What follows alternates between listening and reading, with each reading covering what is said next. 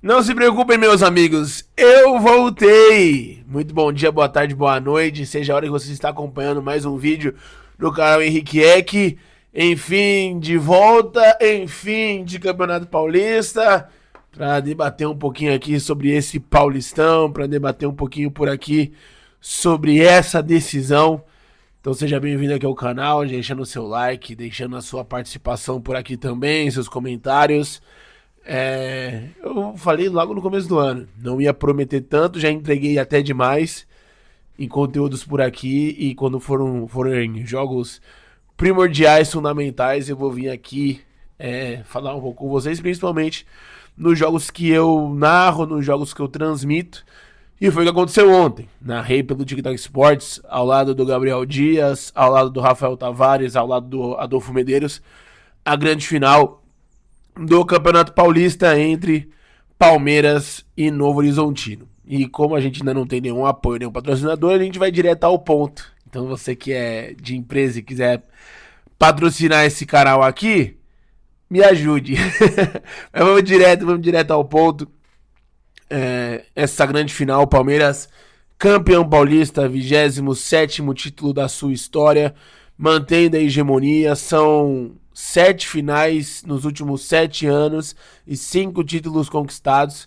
Ontem o Palmeiras quebrou um tabu que, de todos os títulos que o Palmeiras havia vencido, ele quebra 2 tabus na realidade, né? Ele quebrou o tabu de vencer o primeiro jogo, porque nas outras conquistas ele nunca havia vencido, ou empatava ou perdia, mas principalmente vencer um título do Paulistão fora de casa.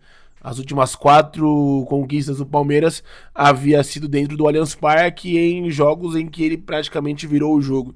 Então quebra 2 tabus, volta a vencer um campeonato após 2 anos. O ano de 2025 foi um ano muito incômodo para o torcedor do Palmeiras, justamente por não ganhar nenhum campeonato. A gente sabe que o Paulistão, de todos os títulos a ser conquistados, é o que... Não vou falar que não tem peso, porque ele tem peso, ele tem significância. Ele é um título importante, mas vindo de Libertadores, de Campeonato Brasileiro, de Copa do Brasil e, claro, o sonho de todo mundo mundial, o estadual é o menos importante, mas erguer uma taça e tem que se fazer valer isso. E eu gostei muito da postura da comissão do Palmeiras, da diretoria do Palmeiras, dos jogadores que comemoraram bastante esse título. O Abel ficou super feliz. Acabou o jogo, começou a dar carrinho no meio do campo, vibrando, gritando bastante, mostrando como isso é um simbolismo importante para ele, porque agora de fato o Abel é o treinador mais vencedor da história do Palmeiras. Passou o Oswaldo Brandão e sozinho tem 11 taças, 11 taças, 11 taças é complicado, 11 taças erguidas com a camisa do Palmeiras. Então é um simbolismo muito, muito grande para ele e para, claro, todo o staff e todos os jogadores do Alviverde. Falar um pouquinho do jogo, e eu já vou ser sincero para vocês. Eu esperava mais dessa final, porque de fato foram os dois principais times do campeonato. O Novo Horizontino decidiu essa parada em casa, né, no Jorge Ismael de Biasi, porque ele foi até superior ao Palmeiras em todo o campeonato. Terminou a fase de grupos na liderança, no mata-mata venceu os seus 2 jogos contra 2 equipes grandes, né, o Santos e o Corinthians. Então fez valer em boa parte do campeonato a sua casa. Ontem o Novo Horizontino conheceu a sua primeira derrota em seus domínios no ano, né? Então você vê como era a força desse Novo Horizontino. Contra o Palmeiras, que é chovendo molhado falar. Como eu disse aqui, não vencia títulos há 2 anos, mas está sempre brigando. É sempre um time que tem uma qualidade técnica, que tem um modelo de jogo que há 7 anos ali se perdura e parece que não muda. E mesmo assim ninguém consegue pegar, ninguém consegue achar o jeito. Então é chovendo molhado falar do Palmeiras, aí a sua qualidade técnica que tem. Ontem, com uma modificação importante, né? Na verdade, 2, se a gente for olhar o jogo de quarta-feira, mas a principal foi a entrada do Arias no lugar do Alan. Todo mundo tem ainda a dúvida, eu pelo menos tenho a dúvida, se o Alan ele é um meia aberto pelo lado direito ou se ele é um ponta. Ontem o Abel deixou claro que ele queria jogar com ponta e o Arias ajudou demais. Se não tanto ofensivamente, defensivamente. Uma partidaça, o Arias aqui auxiliando muito o lado direito com o Kelvin na marcação. O Novo Horizontino, depois do gol, eu vou falar um pouco mais, mas teve um momento que pressionou o Palmeiras, colocou o Palmeiras nas cordas e o Arias foi muito participativo no jogo inteiro, principalmente nessa questão defensiva. O Palmeiras fez um gol cedo, um gol que dá uma ótima aliviada pro Verdão, abrindo 2-0 no agregado fora de casa, um gol de cabeça do Murilo. Como eu disse, eu achei uma final fraca, eu achei uma final que eu esperava muito mais. Visto o que? Os dois melhores times do campeonato, mas entendo que o jogo ficou truncado, o jogo ficou pegado, muito em virtude do gramado molhado. Ontem eu comecei a transmissão no TikTok Sports junto com a minha galera às 7 da noite. Já caía o mundo em Novo Horizonte. Caía o mundo em Novo Horizonte. E essa chuva pesada, densa, foi até o fim do primeiro tempo. Uma chuva pesada, realmente. Então, claro que o gramado ficou sobrecarregado, mas quero aqui ressaltar como é boa a drenagem do Jorge Maior de Beazzi.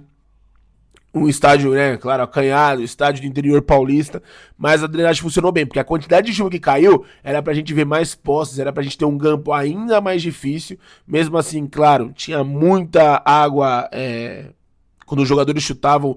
Não chegava a aparecer a poça, mas era uma poça, embora ela não estava clara e evidente assim na imagem. Os jogadores chutavam a bola, espirrava água para tudo que é lado, mas em virtude do gramado, em virtude do campo, achei bem interessante. A galera do Rodinho também, antes do jogo começar, passou o rodo lá e deu tudo certo. Então o Palmeiras abre o placar aos 5 minutos, gol do Murilo. Já era para sair o gol no chute na trave do Marlon Freitas, né? Ele ia fazer um golaço, bateu na trave, voltou na coxa, né, do Murilo, foi um gol de coxa, chutou no meio do gol, o Jorginho não conseguiu fazer a defesa, e aí o Palmeiras abrindo 2-0 no agregado, deu aquela boa respirada fundo e falou, beleza, é fazer o nosso jogo por aqui.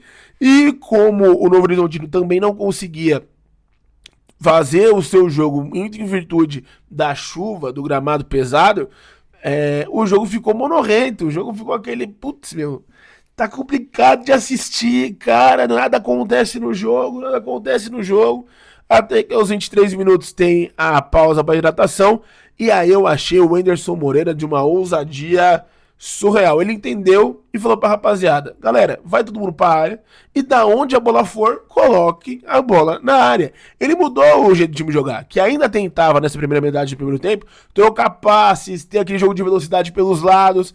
Ele muda isso nessa pausa para hidratação, que agora a pausa técnica, né, importante. Tá se mostrando isso no Paulista, que as pausas foram importantes sempre que teve pausa. Até no máximo 5, 7 minutos acontecia alguma coisa diferente no jogo. Isso não só na final, em boa parte dos jogos que eu transmiti, em jogos que eu narrei, eu vi isso. Tanto que aos 26, 3 minutos depois da pausa, a equipe do Novo Horizontino empata o jogo. Um cruzamento na cobrança de escanteio do Rômulo, passa a iniciação da área, sobra do outro lado. Se eu não me engano é o Leonaldi que volta ela lá pro tumulto. O Carlos Miguel sai errado, o Matheus Bianchi tenta duas vezes no carrinho. A bola entra 1-1 e o Novo Horizontino cresce na partida. Dos 26 minutos após o gol até o intervalo, o Novo Horizontino colocou o Palmeiras nas cordas. Fez um primeiro tempo de almanaque e não vou falar que merecia a coisa melhor, porque ele, embora estivesse com muita amassando o Palmeiras, apertando o Palmeiras, ele não finalizava tanto a gol. Ele tinha mais posse de bola, a gente teve uma hora que a posse de bola colocou 62 a 38, se eu não me engano, 63 a 38, alguma coisa assim. Então, você via que o time tava vindo, tava querendo, mas não conseguiu fazer fazer valer, né? Toda essa questão de estar com a posse de bola, toda essa pressão em gols. Foi pro intervalo e aí as coisas mudam de novo. Me lembrou Abel Ferreira do tempos antigos, que no intervalo ele mudava completamente o jeito do Palmeiras jogar e conseguir as viradas históricas do Verdão. Ontem ele teve ainda um pouquinho mais de calma e da postura dele. Mesmo assim, acertou o time, que estava sofrendo no primeiro tempo. No segundo, não sofreu mais. O Novo sentiu que correu muito no primeiro tempo. Sentiu o cansaço muito cedo. Os primeiros 10 minutos, embora já não estivesse mais chovendo, a galera também já cansada, o jogo não acontecia muita coisa. Mas aos 16, um lance emblemático. E é uma coisa que eu sempre gosto de dizer por aqui. Você que tá no canal e me conhece há um pouco mais de tempo, sabe que eu sempre disse essa frase por ser um amante do futebol argentino. O antijogo também é uma maneira de jogar. E o Palmeiras praticou esse antijogo. E não um antijogo de cera. Não um antijogo de ficar fazendo faltas, de ficar caído no gramado por muito tempo. O antijogo de simplesmente abdicar de jogar e vamos jogar por uma bolinha porque o campeonato é nosso. Foi o que o Palmeiras fez. Tem uma falta no Maurício.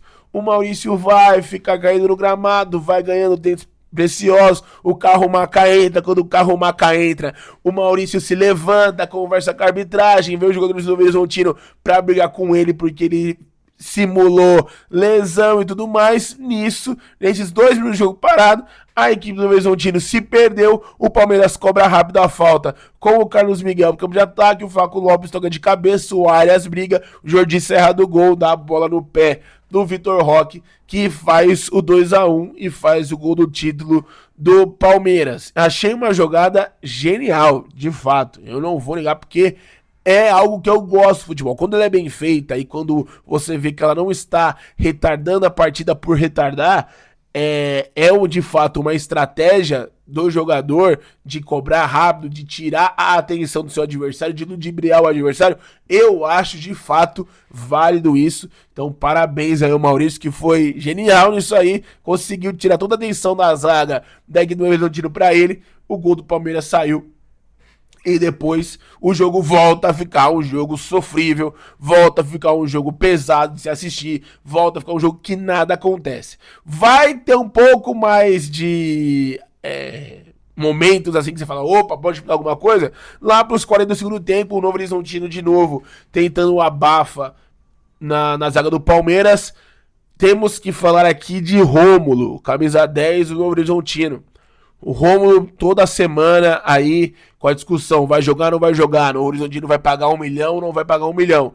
Rômulo ontem foi para campo, o Novo Horizontino pagou 1 milhão aos cofres do Palmeiras, lembrando que ele não jogou a primeira partida da final, jogou o Juninho e ontem ele foi titular.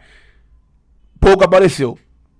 Acho que vai ser 1 milhãozinho aí que vai ficar engasgado na diretoria, nos torcedores do Novo Horizontino, porque ele pouco apareceu, foi substituído aos 30 do segundo tempo, não jogou nem o jogo todo.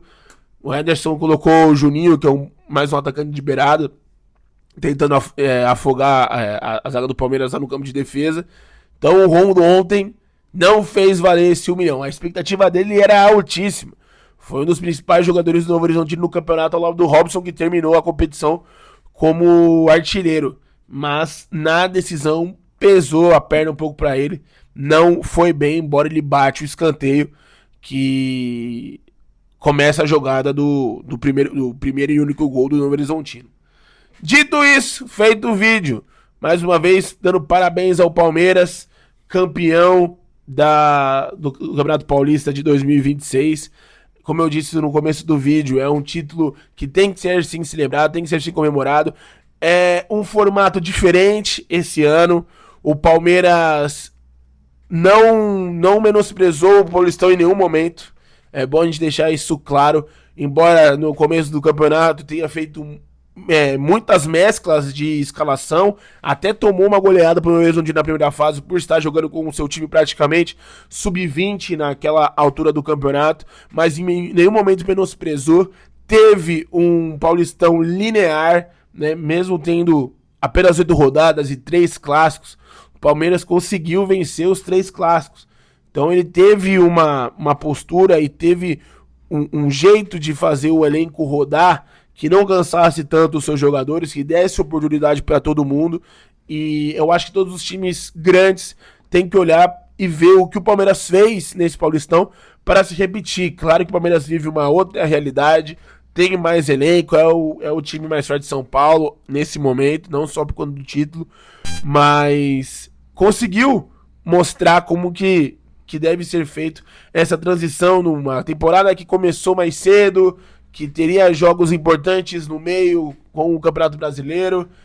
Então, é de se louvar o que o Palmeiras fez e, repito, em nenhum momento menosprezar o campeonato, porque é um título importante.